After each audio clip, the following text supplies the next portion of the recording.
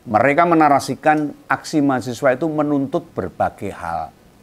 Kayak makan bergizi, tolak duifungsi TNI, kebijakan efisiensi anggaran, dan menuntut mantan Presiden Jokowi diadili. Wah, ya kok ada nama Jokowi lagi nih.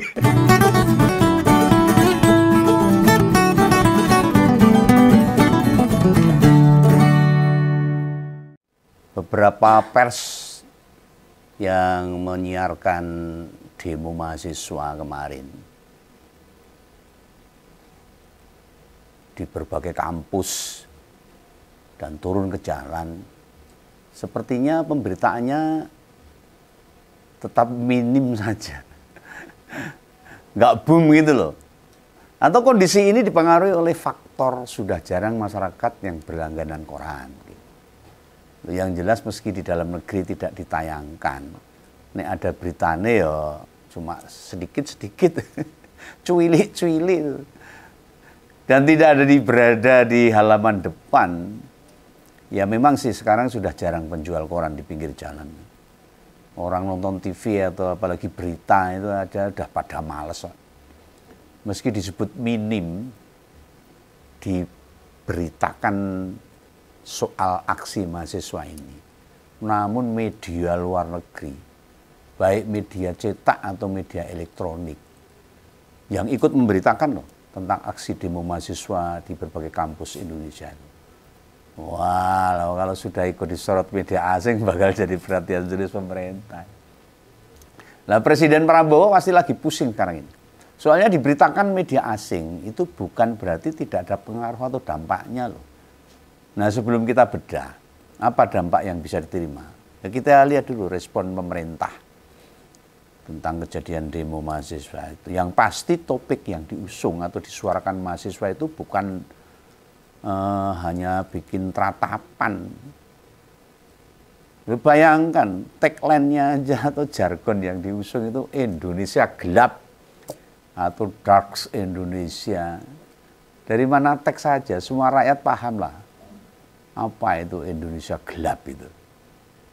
Kalau versi Begawan, Indonesia gelap itu ya Indonesia terancam suram. Tidak memiliki masa depan itu. Kan ngeri banget itu. Ibarat tengah malam kita berada di ruangan yang belas tidak ada sinarnya. Melakukan rumah, tunu, nabrak, meraba-raba. Bikin apa yang ada di sekitar kita mungkin pada berantakan, nabrak-nabrak.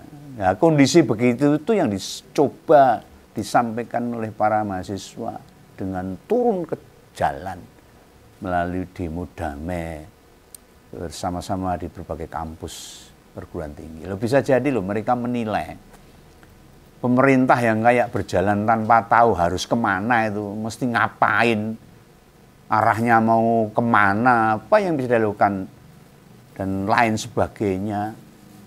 Loh, mahasiswa ngusung Indonesia gelap itu merespon berbagai kebijakan pemerintah. Ya ada asap, pasti ada apinya lah. Ada penyebabnya yang justru malah menimbulkan kesengsaraan bagi rakyat. Kebijakan-kebijakan yang digulirkan oleh pemerintah. Kebijakan efisiensi anggaran misalnya, jadi sumber persoalan paling krusial. Menimbulkan efek turunan yang menyusahkan kita sebagai rakyat.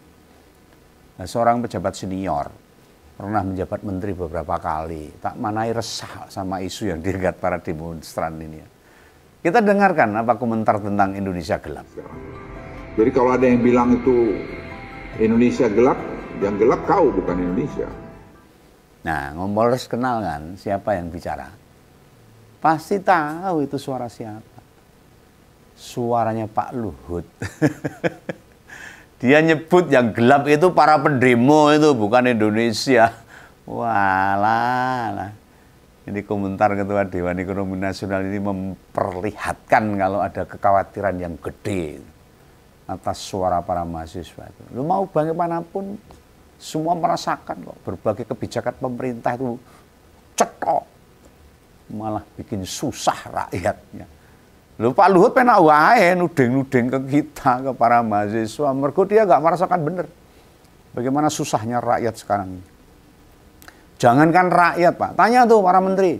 Wakilnya juga tuh dengan efisiensi anggaran. Mereka berat nggak menjalani tanggung jawab? Ya sebenarnya apa? Ini mergo gengsi, duwe di jabatan menteri, masuk nggak mau dengan anggaran yang ada. Kan jadi menteri, tidak mesti bisa diulang kembali. Urusan anggaran biarin aja, seenaknya dicake, paling gitu tuh. Jadi opung Indonesia gelap itu menggambarkan sekarang ini kita semua rakyat Indonesia tidak sedang baik-baik saja.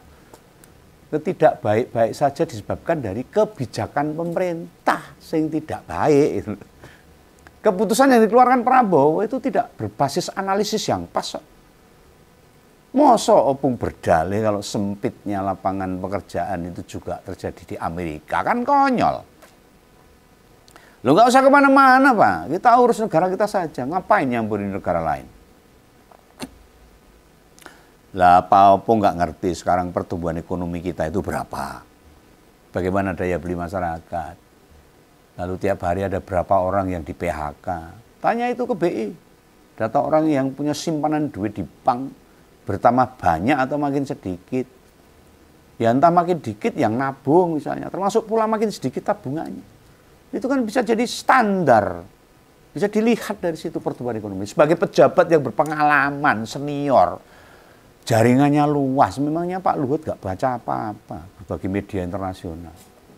Sudah mengabarkan tentang Indonesia gelap ini loh. Silahkan tanya ke pengusaha-pengusaha di luar negeri. Partnernya opung, dibandingkan antara kondisi Indonesia sama negara lain, lebih kondusif mana coba?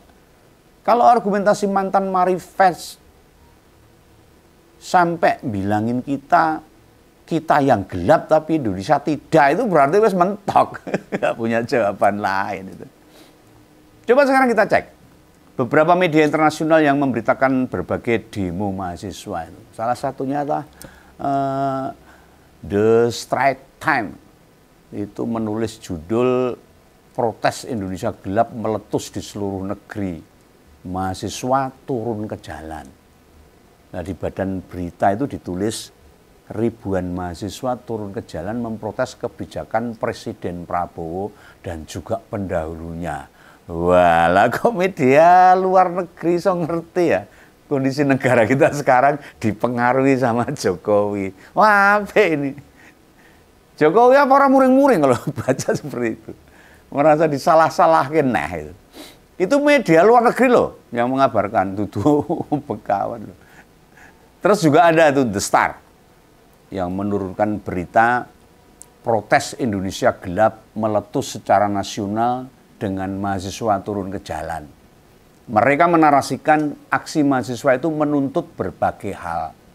Kayak makan bergizi, tolak duifungsi TNI, kebijakan efisiensi anggaran, dan menuntut mantan Presiden Jokowi diadili. Wah, ya kok ada nama Jokowi lagi nih. Nah ini wartawan asing ini jebol yang ngikuti perkembangan Indonesia. Lah pantes di HUT Gerindra kemarin tuh bapaknya Gibran tuh ngomel-ngomel terus. Nah kita coba buka media lain. Ada tuh Asian News.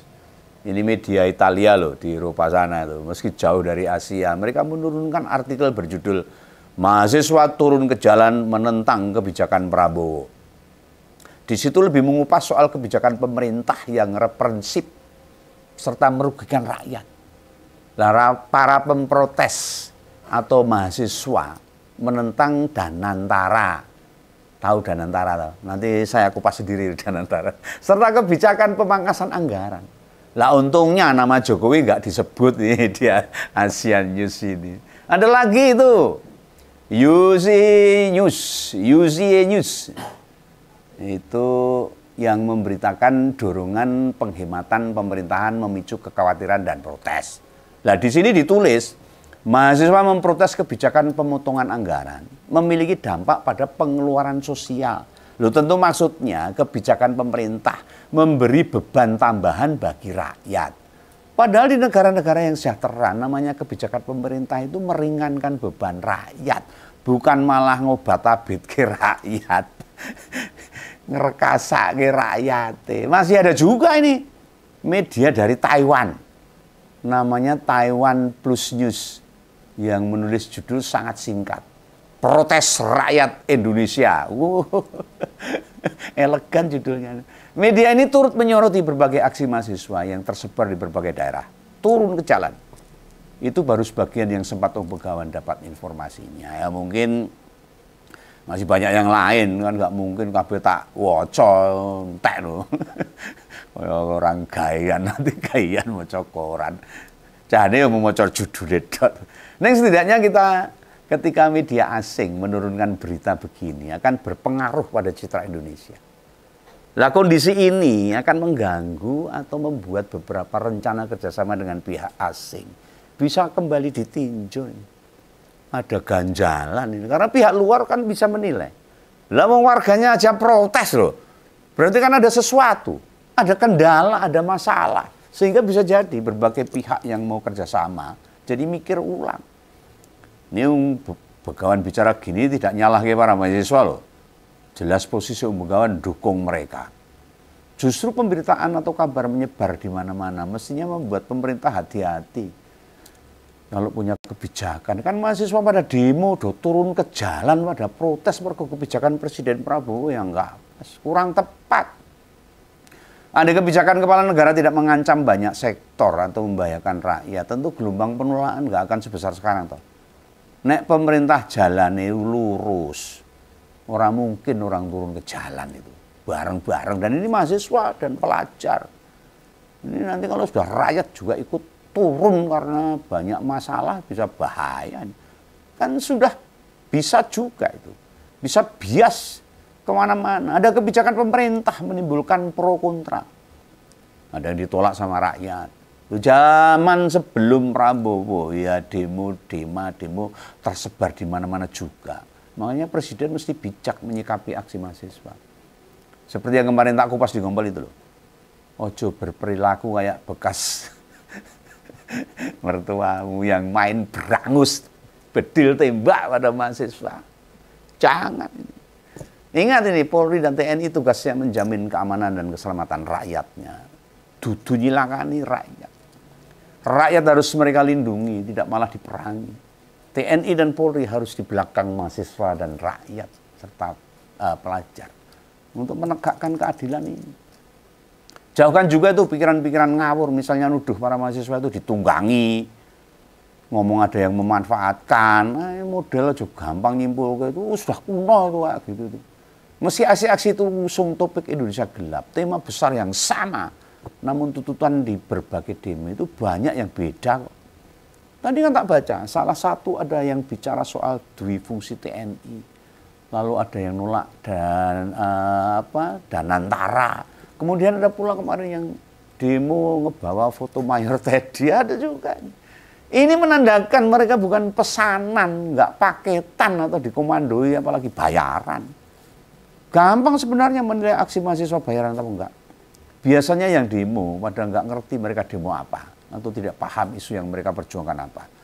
Nah itu biasanya bayaran. Nah demo sekarang ini mahasiswa kemarin itu bisa dipastikan muncul akibat keresahan mahasiswa. Ingat loh, mereka menyuarakan atau juga meneruskan apa yang orang tua mereka rasakan juga. Bisa pula mereka memperjuangkan tetangga mereka yang terkena PHK akibat efisiensi anggaran. Yang sudah nganggur, yang bingung hari ini mau makan apa dan lain sebagainya. Intinya, demo Indonesia Gelap itu bukan sekedar demo biasa. Itu ya, jadi masyarakat harus paham. Wes segitu dulu, tetap semangat para demonstran, para mahasiswa. Jangan pernah takut melawan penguasa yang abai pada rakyat. Pada jaga diri, dan Begawan mendoakan semoga tuntutan kalian berhasil. Itu saja Begawan ingatkan. Dan jangan lupa ya, pantengin terus Sewo TV karena sebentar lagi Ngompol akan tembus 1000 episode. Dan ada apa di episode 1000? Tunggu tayangannya aja. Oke ya, jangan lupa subscribe. Dadah.